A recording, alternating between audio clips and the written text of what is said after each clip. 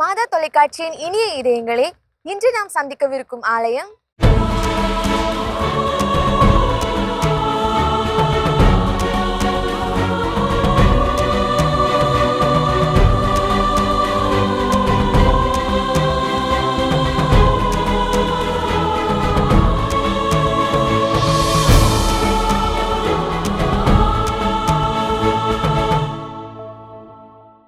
புனித சவேரியார், புனித அருளானந்தர், புனித ஜோசப் வாஸ் என 3 புனிதர்களின் பாதம் பட்ட புண்ணிய பூமியான மற்றும் பல வரலாற்று பாரம்பரியங்களை தன்னகத்தே கொண்டுள்ள பிள்ளைத்தோப்பில் அமைந்துள்ள புனித சூசேப்பர் ஆலயம்.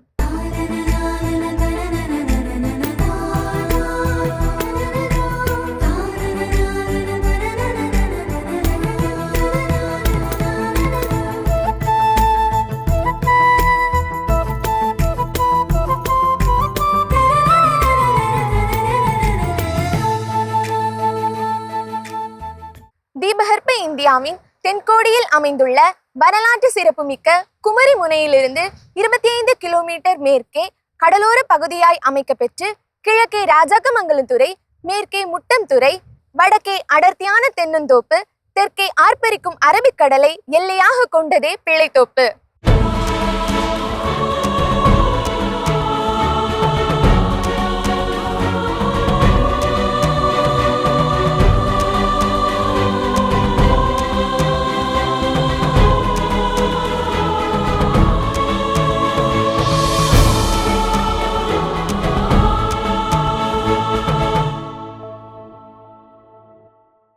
புனித தோமையார் காலத்திலிருந்தே குமரியில் கிறிஸ்தவர்கள் வாழ்ந்து வந்தனர் என்று 1552ஆம் ஆண்டு இயேசு சபை அருட்சகோதரர் ஒருவர் எழுதிய கடிதத்திலிருந்து நமக்கு தெரிய வருகின்றது.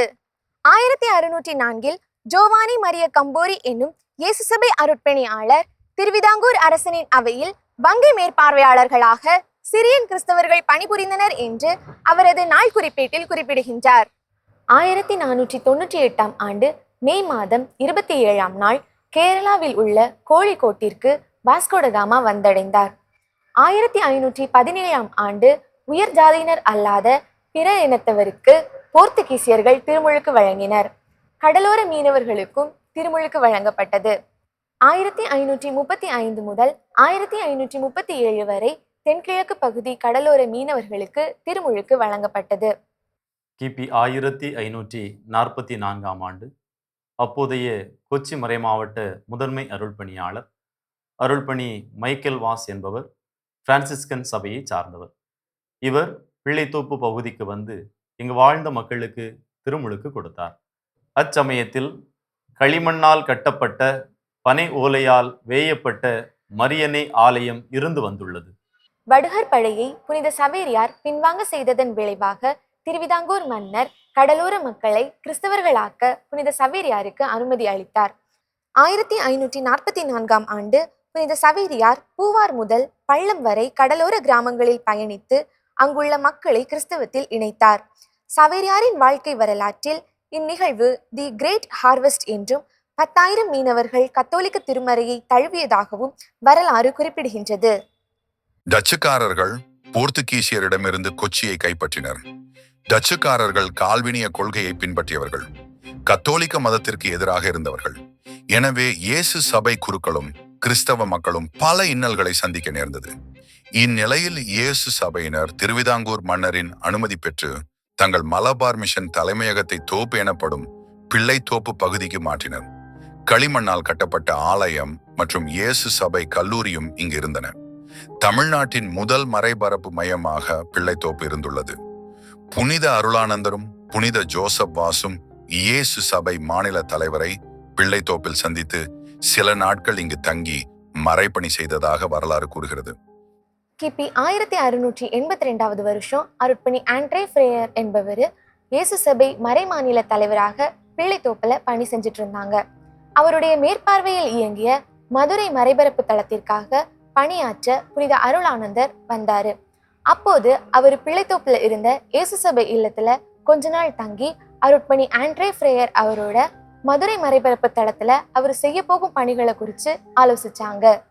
கிபி 1686 வருஷம் ஜூலை மாசத்துல மரவ நாட்டு பகுதிகளில் உள்ள ஏறத்தாழ 2000 மக்களுக்கு திருமுழுக்கு கொடுத்தார் புனித அருளானந்தர்.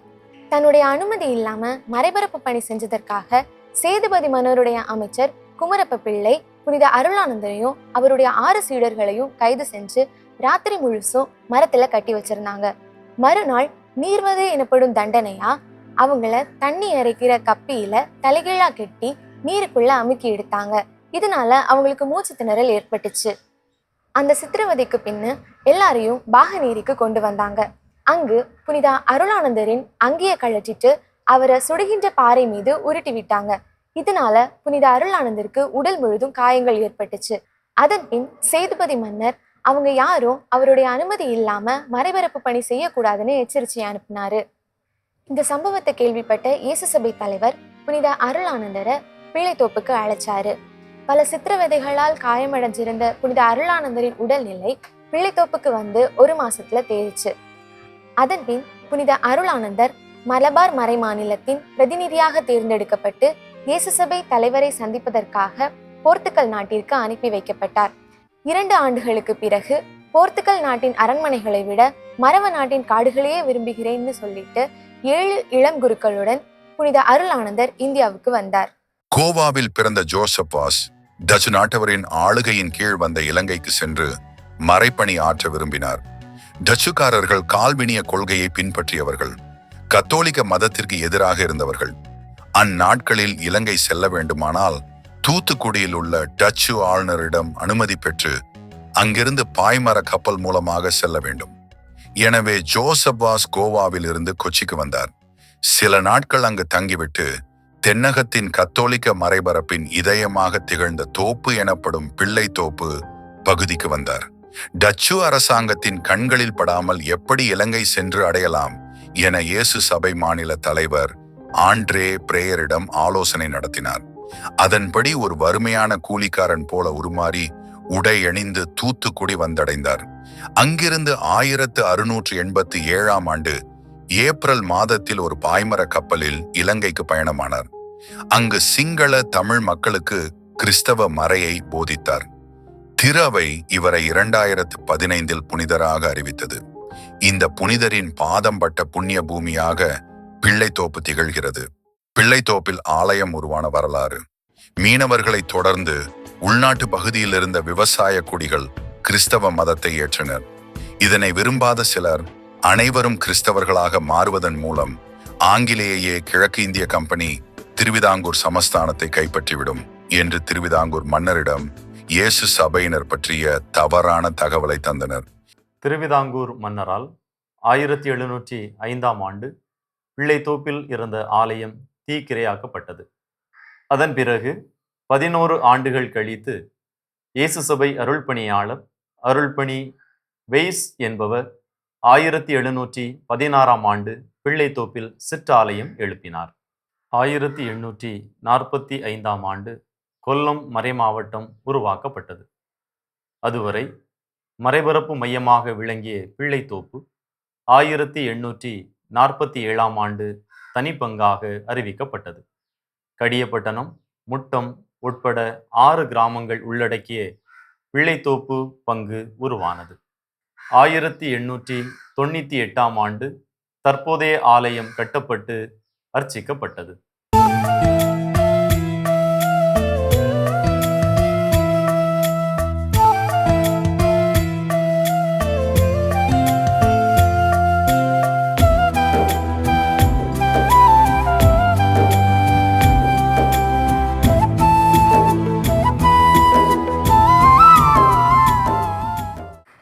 பேரலையால் சேதமடைந்த ஆலயம் 2007ஆம் ஆண்டு மறுசீரமைப்பு செய்யப்பட்டது.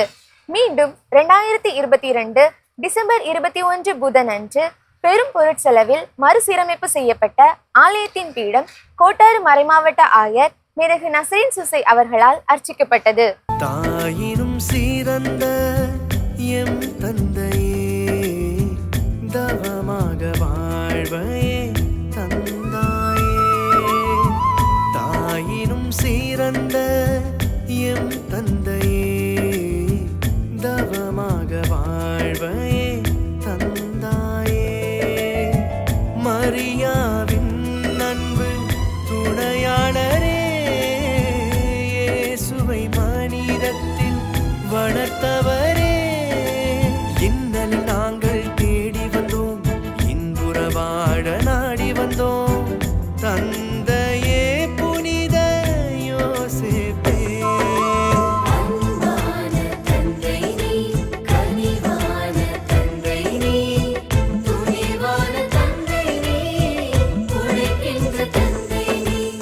மறுசீரமைப்பு செய்யப்பட்ட ஆலயத்தின் பீடமானது அழகுற அமைந்துள்ளது.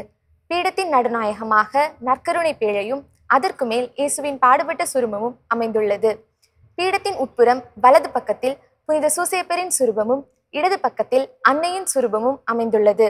பீடத்தின் வெளிப்புறம் வலது பக்கத்தில் இடைவிடா சகாய அன்னையின் சுரூபம் மற்றும் அமலோற்பவ அன்னையின் சுரூபமும் இடது பக்கத்தில் குழந்தை இயேசு மற்றும் கார்மல் அன்னையின் சுரூபமும் அமைந்துள்ளது.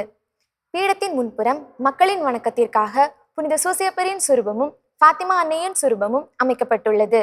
1916 ஆண்டு பிள்ளைத்தோப்பு பங்கின் கிளை பங்கான கடியப்பட்டினம் தனி பங்காக உயர்த்தப்பட்டது. 1929 ஆண்டு ஏப்ரல் 28 செவ்வாய்க்கிழமை முட்டம் சகல புனிதர்களின் ஆலயமானது தனி பங்காக உயர்த்தப்பட்டது. 2010 ஆண்டு அழிக்கால் புனித அன்னை மரியாளின் ஆலயமானது தனி பங்காக உயர்த்தப்பட்டது. பிள்ளைத்தோப்பு பங்கு புனித சூசேப்பர் ஆலய குடும்ப விழாவானது 10 நாட்கள் வெகு சிறப்பாக கொண்டாடப்படுகிறது. ஏப்ரல் மாதம் கடைசி வெள்ளி முதல் மே மாதம் முதல் ஞாயிற்றுக்கிழமை வரை திருவிழாவானது சிறப்பிக்கப்படுகிறது. இந்த 10 நாட்களையும் 4 அன்பிய மண்டலங்கள், பக்த சபை ஒருங்கிணையம், மறைக்கல்வி மன்றம், விசைப்படகு மற்றும் உரிமையாளர்கள், வெளிநாடு வாழ் இறைமக்கள், பங்கு அருட்பணி பேரவை, மறைக்கல்வி மன்றம் ஆகியோர்கள் சிறப்பிக்கின்றனர். விழாவின் 9ஆம் நாள் மாலை ஆராதனை முடிந்த பிறகு ஊர் சுற்றி தேர்ப்பவனி நடைபெறுகிறது. மே 1ஆம் நாள் அன்று சூசேப்பருடைய தொழிலாளர் தினம் என்பதால் அன்றைய நாள் வெகு சிறப்பாக கொண்டாடப்படுகிறது. ஆலயத்தின் வெளிப்புறம் வலது பக்கத்தில் லூர்து அன்னையின் அழகிய கெபியானது அமைந்துள்ளது. சுமார் 50 ஆண்டுகளுக்கு முன் இந்த கெபியானது அருட்பணி ஜெரோம் பெர்னாண்டோ அவர்களின் காலத்தில் முட்டம் பங்கை சார்ந்த திரு அந்தோணியப்பன் அவர்களின் உதவியுடன் உருவாக்கப்பட்டு 1972 ஆண்டு பிப்ரவரி 11 அர்ச்சிக்கப்பட்டது.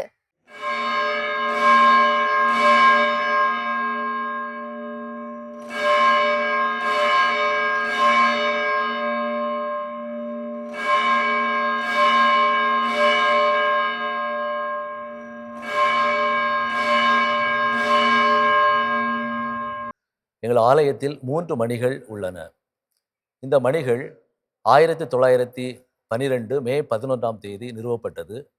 அன்று இந்த பங்கு தளத்தில் உள்ள பங்கு தந்தை பெரேரா அவர்களுடைய சீரிய முயற்சியிலும், அன்று கொல்லம் மறை மாவட்ட ஆயர் மேதகு அலேசியஸ் மரிய பென்சிகர் அவர்களுடைய சீரிய முயற்சியிலும் இந்த மணிகள் நிறுவப்பட்டன. மணிகள் பெல்ஜியத்திலிருந்து கொண்டு வரப்பட்டவை.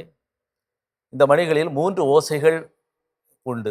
மூன்றும் ஒவ்வொரு ஓசையும் ஒவ்வொரு விதமாக இங்கு ஒலிக்கப்படுகிறது. திருவிழா நாட்களில் அந்த 3 மணிகளும், மற்ற நாட்களில் 1 மணியும் அடிக்கப்படும். மேலும் இந்த மணிகள் 2024ஆம் ஆண்டு அதில் அதிக சத்தமுள்ள ஒரு மணியானது பழுது ஏற்பட்டு அது மீண்டும் இறக்கப்பட்டு புதிதாக மணி சரி செய்யப்பட்டு மீண்டும் அமர்த்தப்பட்டது. இப்பொழுது இந்த 3 மணிகளும் எங்கள் ஆலயத்தில் ஒலித்து கொண்டிருக்கின்றன. எங்கள் ஆலயத்தில் சிலுவை பாதை அந்த ஓவியங்கள் மிகவும் பிரசித்தி பெற்றவை. பல நூற்றாண்டு பழக்கப்பட்ட அந்த ஓவியமானது கண்ணாடி ஃப்ரேம் இல்லாமல் அமைக்கப்பட்டிருக்கிறது. அந்த ஓவியத்தில் வரையப்பட்ட ஓவியங்கள் இன்று வரை எந்தவித மாற்றமுமின்றி ஒழுங்காக அழகாக சித்தரிக்கப்பட்டு இருக்கின்றது. இது இந்த கோவிலில் ஒரு பிரசித்தி பெற்ற ஒரு காரியமாக கருதப்படுகிறது.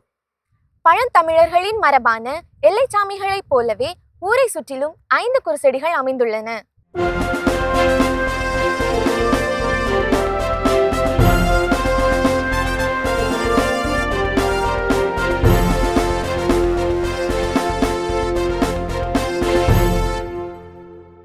பிள்ளைத்தோப்பு பங்கனுடைய மேற்கு பகுதியில் இருக்கக்கூடிய மேலத்துறையில் ஒரு 75 வருஷத்துக்கு முன்னாடி ஒருத்தர் நோயிலிருந்து குணம் பெற்றதுக்காக அவங்க நேர்ச்ச கடனாக ஒரு சின்ன குடிசை மாதிரி கட்டி அதில் விளக்கு ஏற்றிட்டு வந்திருக்காங்க. விளக்கு மட்டும். ஆனால் அது காலப்போக்கில் அப்படியே அதே பகுதியில் 1970 புனித மிக்கேல் அதிதூதருக்கான ஒரு குருசடி கட்டி எழுப்பப்பட்டது. அது மிக சிறப்பாக அந்த வழிபாடுகள்லாம் யோமாலை போன்ற வழிபாடுகள்லாம் நடைபெற்றது. அதுக்கப்புறம் சுனாமி வந்த நேரத்தில் 2004 சுனாமி வந்த பிறகு அந்த பகுதியில் திருப்பியும் அதை புதுப்பிச்சு அந்த அந்த குருசடியை புதுப்பிச்சு பக்கத்தில் ஒரு ஸ்டேஜும் கட்டி அது பக்கத்தில் ஒரு ரூமும் கட்டி அப்படி அது வந்து சில நேரத்தில் திருவிழா வழிபாடுகள்லாம் அங்கே நடக்க ஆரம்பிச்சது. இப்போது காலப்போக்கில் என்ன செய்திருக்கோம்னு சொன்னால் 2022 கடற்கரை பகுதியில் என்ன பண்ணியிருக்கோம்னா மிக்கேல் எழுதுவதற்கான ஒரு குருசடி பெரிதாக கட்டி எழுப்பப்பட்டு அது சிறப்பாக நடைமுறையில் இருந்து வருது. மிக்கேல் செம்மனசு குருசடியில் ஆண்டுதோறும் ஜூலை மாதத்தில் 3 நாள் விழா நடைபெறும். ஒரு கொடியேற்றம், அதை தொடர்ந்து அடுத்த நாள் வேஸ்பிரஸ், அதுக்கப்புறம் திருப்பலி, அடுத்த நாள் விழா திருப்பலி என்ற அளவில் ஒவ்வொரு வருடமும் ஜூலை மாதத்தில் அந்த விழா நடக்கும். பிள்ளைத்தோப்பு பங்கின் ஊரின் மத்தியில் மேலத்துறை பகுதியில் நடுவில் அமைந்துள்ளது எங்களது லேனாள் குருசடி. இந்த குருசடியானது 100 ஆண்டிற்கு மேலாக பழமை வாய்ந்த குருசடி. இந்த குருசடியில் நோயால் பாதிக்கப்பட்டவர்களும் பேய் பிடித்தவர்களும் தங்கி குணமடைந்து வந்ததாக வரலாறுகள் உண்டு. இந்த குருசடி சுனாமியின் போது முற்றிலும் பாதிக்கப்பட்டு இப்போது புதுப்பிக்கப்பட்டு மாலை நேர ஜெப வழிபாட்டிற்கும் ஆன்மீக வழிபாட்டிற்குமாக பயன்படுத்தி வருகிறோம். பிள்ளைத்தோப்பு பங்கு புனித அந்தோனியார் குருசடி 1912ஆம் ஆண்டு மண்ணால் உருவாக்கப்பட்டது. இந்த குருசடியில் நிறைய புதுமைகள்லாம் நடந்தது. அதனால் நேர்ச்சை செலுத்துவதற்கு நிறைய மக்கள் வந்தாங்க. அதனால் இந்த குருசடியை சாவடியாக மாற்றினாங்க. சின்ன குடிசை மாதிரி அமைக்கப்பட்டிருந்த குருசடியாக இருந்தது. 30/5/1992ஆம் ஆண்டு இந்த குருசடி 2 அடுக்குகளாக கட்டப்பட்டது. முதல் தளத்தில் அந்தோனியாரும் 2ஆம் தளத்தில் குழந்தை இயேசுவும் வைக்கப்பட்டிருந்தாங்க. இதன் பிறகு இந்த குருசடியில் பார்த்தீங்கன்னா குருத்து ஞாயிறு அன்று கஞ்சி கொடுக்குறாங்க. அந்த கஞ்சி குடிப்பதற்காக பல ஊர்களிலிருந்து மக்கள் வந்து அந்த கஞ்சை வந்து பருகிறாங்க. 1992ஆம் ஆண்டு இந்த குருசடி மீண்டும் இடிக்கப்பட்டு கட்டப்பட்டது. சுனாமி வந்ததுக்கு பிறகு இந்த குருசடி பழையபடியும் இடிக்கப்பட்டு 3 தளமாக கட்டப்பட்டது. முதல் தளத்தில் அந்தோனியாரும், 2ஆம் தளத்தில் சகாய மாதாவும், 3ஆம் தளத்தில் குழந்தை இயேசுவும் வைக்கப்பட்டிருக்காங்க. இந்த குருசடியில் ஒவ்வொரு ஆண்டும் பிப்ரவரி மாதம் திருவிழா எடுக்கிறாங்க. 2004 சுனாமிக்கு பிறகு 2007 புனித வளனார் பகுதி பேரை கொண்ட குடியிருப்பாக நாங்கள் உருவாக்கப்பட்டது. அதன் பிறகு 2014 ஓலை குடிசை கட்டி அதில் நாங்கள் மாதா சிறுவத்தை வைத்து வழிபட்டு வந்தோம்.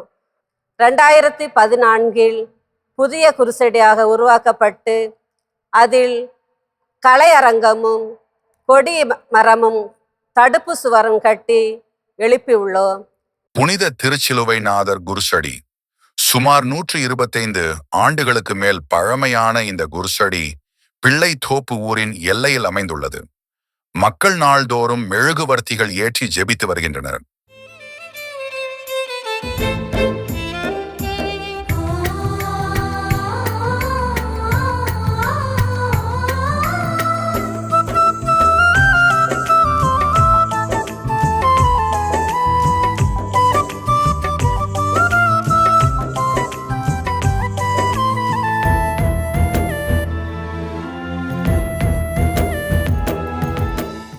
ஆயிரத்தி 1920 ஜனவரி 8 வியாழனன்று பிள்ளைத்தோப்பு பங்கு மக்களும் அன்றைய பங்கு தந்தை ஃபாதர் பெரேரா அவர்களும் சேர்ந்து கொல்லம் மறைமாவட்ட ஆயர் மேதகு பென்சிகரிடம் பலமுறை விண்ணப்பித்த பொழுது அவர் எழுத்து மூலமாக கொடிமரம் கட்டுவதற்கு அனுமதி தந்துள்ளார்.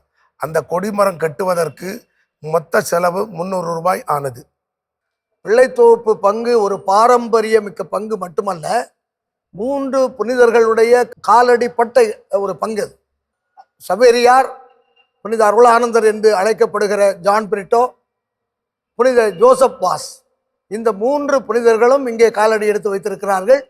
எங்களுடைய முப்பெரு விழா நடைபெற்ற 2022ஆம் ஆண்டில் 23ஆம் ஆண்டில் இதை பற்றி அன்றைக்கு இருந்த பங்கு அருள்பணி பேரவை யோசித்து அவர்கள் என்ன செய்தார்கள் என்றால் ஒரு வரலாற்று பூங்கா ஒன்று அமைக்க வேண்டும். இந்த 3 புனிதர்களையும் முக்கியத்துவப்படுத்துகிற வகையில் கட்டாயம் இங்கே ஒரு வரலாற்று பூங்கா அமைக்க வேண்டும். வருகிறவர்கள் போகிறவர்கள் இந்த பகுதியில் வர்றவங்கெல்லாம் இந்த பங்கினுடைய அந்த புனிதர்கள் பாதம் பட்டு அந்த விஷயத்தை நினைவு கூற வேண்டும் என்பதற்காக அந்த பூங்கா அமைக்கப்பட்டது. மிக சிறப்பாக அந்த பூங்கா அமைக்கப்பட்டு அது ஆயர் அவர்களால் அது திறந்து வைக்கப்பட்டது.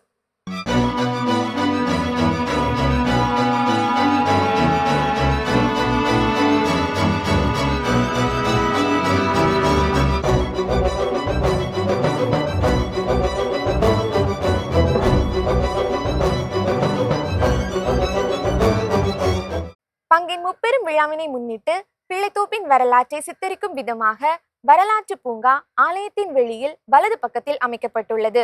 இதில் புனித சவேரியார், புனித அருளானந்தர், புனித ஜோசப் வாஸ் ஆகியோரின் வாழ்க்கை வரலாற்று குறிப்புகள் கல்வெட்டுகளில் மக்கள் அனைவருக்கு புரியும் வண்ணம் தமிழ் மற்றும் ஆங்கில மொழியில் செதுக்கப்பட்டுள்ளன. புனித சூசையப்பரின் பாதுகாவலில் 618 குடும்பங்களும் 26 அன்பியங்களாக 4 மண்டலங்களாக பிரிக்கப்பட்டு மிக சிறப்பாக செயல்பட்டு வருகிறது. எம் பங்கின் சிறப்பம்சமாக திரு அவையில் பணியாற்ற மண்ணின் மைந்தர்களாக 12 அருள் பணியாளர்களும் 18 அருள் சகோதரிகளும் 3 அருள் சகோதரர்களையும் கொடுத்துள்ளது. அதிலும் சிறப்பாக கோவை மறைமாவட்ட ஆயர் மேதகு தாமஸ் அக்யூனாஸ் அவர்களை திரு அவைக்கு கொடுத்த பெருமை எம் பிள்ளைத்தோப்பு பங்கு சமூகத்தை சாரும். எம் பிள்ளைத்தோப்பு பங்கு சமூகத்தில் கிறிஸ்தவம் வேரூன்றி 482 ஆண்டுகள் கடந்து இறை நம்பிக்கையில் மக்கள் பயணித்து கொண்டிருக்கின்றார்கள். புனித சவேரியார், புனித அருளானந்தர், புனித ஜோசப் வாஸ் ஆகிய 3 மாபெரும் புனிதர்களுடைய பாதம்பட்ட இந்த புண்ணிய பூமியாம் பிள்ளைத்தோப்பு புனித சூசேப்பர் ஆலயத்திற்கு நீங்களும் வாருங்கள், இறை ஆசீர் பெறுங்கள். காக்கும் கடவுள் என்றும் நம்மோடு. நாகர்கோயில் புறநகர் பேருந்து நிலையமான வடசேரியிலிருந்து 16 கிலோமீட்டர் தூரத்திலும், புகழ்பெற்ற சுற்றுலா தலமான கன்னியாகுமரியில் இருந்து 28 கிலோமீட்டர் தொலைவிலும், நாகர்கோவில் ரயில் நிலையத்தில் இருந்து 15 கிலோமீட்டர் தொலைவிலும், அருகிலுள்ள விமான நிலையமான திருவனந்தபுரத்திலிருந்து 72 கிலோமீட்டர் தொலைவிலும் அமைந்துள்ளது பிள்ளைத்தோப்பு புனித சூசேப்பர் ஆலயம்.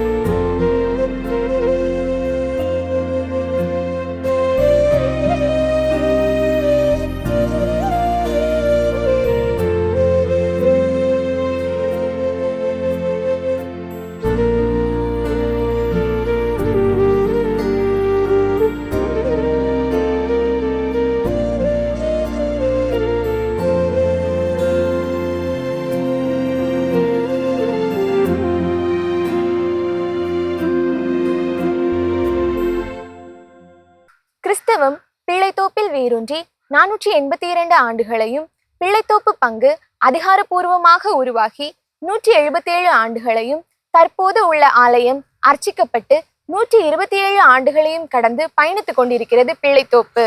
புனித சவேரியார், புனித அருளானந்தர், புனித ஜோசப் வாஸ் என 3 புனிதர்களின் பாதப்பட்ட புண்ணிய பூமியான பிள்ளைத்தோப்பு புனித சூசேப்பர் ஆலயத்திற்கு நீங்களும் வாருங்கள், இறையாசீர் பெற்று செல்லுங்கள். இயேசுவுக்கே புகழ், மரியே வாழ்க. மரியாவின் அன்பு துணையாளரே, இயேசுவை மனிதத்தில் வளர்த்தவரே, இன்னல் நாங்கள் தேடி வந்தோம், இன்புற வாழ நாடி வந்தோம், தந்தையே புனித யோசேப்பே.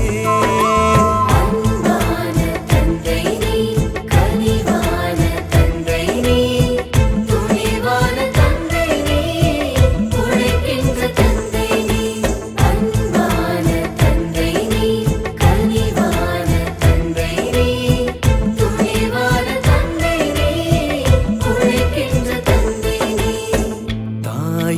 சீரந்த என் தந்தையே தவமாக வாழ்வை